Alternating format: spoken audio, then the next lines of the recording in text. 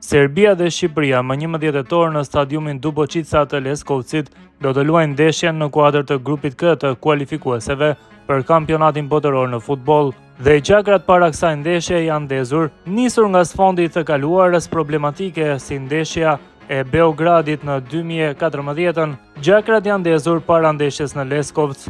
Media bosnjake Sport ka shkruar me këtë titull: serbët do të çmenden kur të shohin mesazhin që ju vjen nga Kosova. Dhe këtu e kanë fjalën për një banderol të hapur në ndeshjen kundër Ballkanit nga tifoz grupi i Prishtinës, Plisat. Plisat dje patën një mesazh madhështor duke ju rikujtuar serbëve se Leskovci është tokë e Kosovës dhe e Shqipërisë. Në Leskovcin ton, në tokën e Shqipërisë, për nderin e historisë, ishte mesazhi i Plisave drejtuar djemve kuqezi të trajnerit Silvinjo, që ta bëjnë të mundur një fitore në tokën e tyre.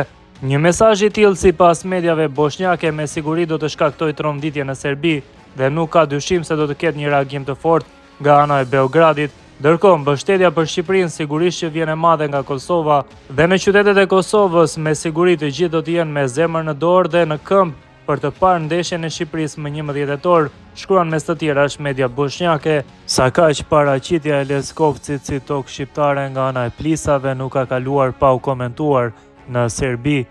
Mediumet serbe e kanë cilësuar një provokim mesazhin përkrahas të Plisave para ndeshjes që Shqipëria e luan kundër Serbisë në Leskovac më 11 tetor. Mediumi Alo e ka cilësuar si provokim skandaloz mesazhin e paraqitur në banderol në ndeshjen e luajtur midis Prishtinës dhe Ballkanit në Hajvali.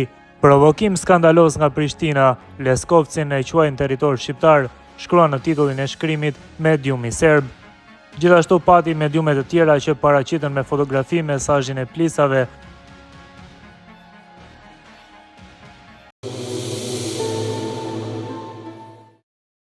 Parandeshjes historike me Serbisë dhe Shqipërisë, e cila do të zhvillohet më 11 tetor në stadiumin Dubočica të Leskovcit, atmosfera është ndezur jo vetëm në fushë, por edhe jashtë saj.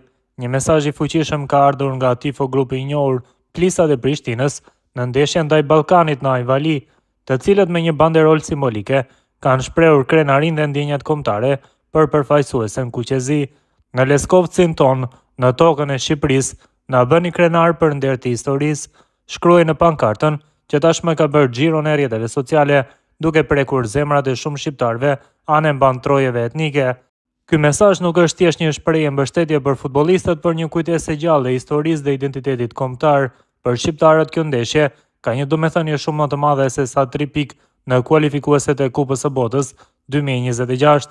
Është përballje ngarkuar me emocione, kujtime dhe simbolika, duke si ndërmend edhe ngjarjet e ndeshjes famkeqe të vitit 2014 në Beograd, kur tensionet politike u përzien me sportin dhe huliganët serb sulmuan futbollistët e kombëtarës shqiptare. Megjithatë, sot ndjenja kryesore është krenaria dhe uniteti. Kombëtarja shqiptare drejtuar nga trajneri Silvinjo synon të tregojë se përfaqësimi i një kombi të bashkuar dhe dinjitoz në arenën ndërkombëtare është forma më e bukur e patriotizmit. Tifozët shqiptar nga Tirana në Prishtinë, nga Shkodra në Tetov, janë të bashkuar pas flamurit kuqezi, duke kërkuar një fitore që do të kishte jonë shumë më të madhe se ajo sportive. Në prag të kësaj ndeshje, Plisa dhe gjithë diaspora shqiptare përcjell të njëjtin mesazh: luftoni me zemër për nderin e historisë dhe për krenarinë e të gjithë shqiptarëve. Leskovci do të jetë më shumë se një stadium, do të jetë një skenë ku historia, emocioni dhe futbolli bashkohen me ngjyrat kuqezi. Federata Serbe e Futbollit ka publikuar listën për ndeshjet ndaj Shqipërisë dhe Andorrës, të cilat do të mbahen respektivisht në datën 11 tetor dhe 14 tetor. Trajneri Dragan Stojković nuk ka grumbulluar lojtarin më në formë për klube, Aleksandar Kataj. Pjesë e kësaj liste nuk ishin se si të mungonin, ndërkohë Dušan Vlahović i Juventus, Aleksandar Mitrović i Al Ittihad dhe Luka Jović. Dueli me Shqipërinë e Silvinjos do të zhvillohet mbrëmjen e 11 tetorit në stadiumin Dubočica në Leskovac, ndeshje e cila do të ndikojë shumë në fatet e të dyja kombëtarëve drejt botërorit 2026, pasi të dyja luftojnë për vendin e dytë në grupin K. Sa kaq, nëse të gjithë shqiptarët janë duke pritur fitoren e madhe në Serbi për kompanitë e basteve, kjo ka shumë pak gjasa që të ndodhë. Shqipëria do të përballet në 11 tetor kundër Serbisë në Leskovac dhe ndeshja pritet me interes shumë të madh nga tifozët kuqezi. Për vetë ngarkesën emocionale që mbart kjo sfidë, por njëkohësisht edhe për vendin e dytë që do të na dërgonte për herë të parë në play-offin e kualifikueseve për Kupën e Botës. Sa i përket kompanive të basteve, ato e quajnë Serbinë si favorite absolute, duke e kuotuar mesatarisht me koeficientin 1.7 fitoren e vendasve, ndërsa barazimi kuotohet me koeficientin 3.50 dhe fitoria e Shqipërisë me koeficientin 4.50. Sa kaq edhe trajneri i kombëtares shqiptare Silvinho ka publikuar listën e lojtarëve të grumbulluar për 2 ndeshjet e muajit tetor, sfidën kualifikuese të Kupës së Botës ndaj Serbisë dhe miqësore ndaj Jordanisë, që do të luhet në Tiranë. Tekniku Kuqezi ka thërritur 25 lojtar dhe risia e vetme është futbollisti i Shkëndijës së Tetovës, Klis Mancake, qendërmbrojtësi ka qenë më parë pjesë e kombëtares U21 dhe pas paraqitjeve të mira me Shkëndijën në Maqedoni, por edhe në Kupat e Europës, ku arritën edhe kualifikimin historik në Conference League, ka bindur trajnerin brazilian Silvinho për të ftuar në kombëtare. Ndërkohë, mungesa e madhe është Anis Mehmeti i Bristol Cityt. Grumbullimi i kombëtares nis të hënën më 6 tetor në Tiranë, ku Kuqezin do të përgatiten fillimisht për sfidën kualifikuese ndaj Serbisë. Ndërkohë, ndeshja miqësore Shqipëri-Jordani do të zhvillohet më 14 tetor në Air Albania në orën 19. Biletat për këtë ndeshje janë në shitje online, si dhe në pikat fizike pranë stadiumit e Air Albania.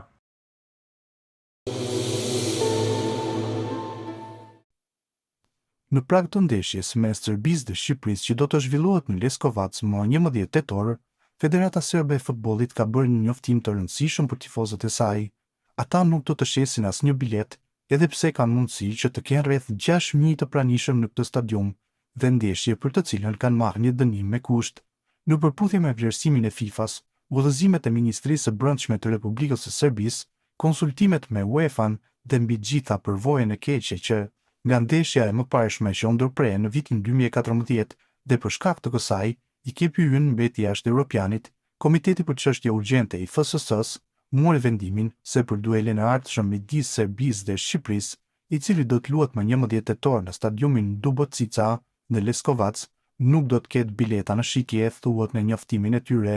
Pjesëmarrja në tribuna do të sigurohet me shpërndarjen e biletave për komunitetin e futbollit përmes shpërndarjes nga zyrat rajonale të Federatës së Futbollit të klubet, studentët e shkollave të futbollit dhe prindërit e tyre, organizatat profesionale dhe shoqatat e futbollit, sponsorët zyrtarë dhe të ftuarit e FSS-s, përfaqësuesit e akredituar të medias si dhe ekipet miqësore dhe të tjera grupe të nevojshme për zhvillimin e ndeshjes.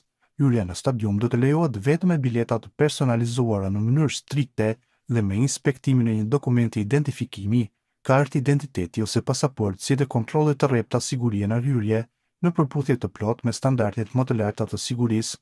Dueli midis Serbisë dhe Shqipërisë u shpall nga të gjitha institucionet kompetente si FIFA, Ministria e Brendshme e Serbisë dhe Federata e Futbollit të Serbisë, si një ndeshje me rrezikun më të lartë të sigurisë. Sidomos për këtë rast, FIFA do të dërgojë deri në 2 oficerë sigurie në Leskovac dhe nuk do të ketë tifoz mysafir në tribuna në përputhje me udhëzimet e sigurisë dhe me qëllim ruajtjen e rendit dhe sigurisë së të gjithë pjesëmarrësve në këtë ngjarje.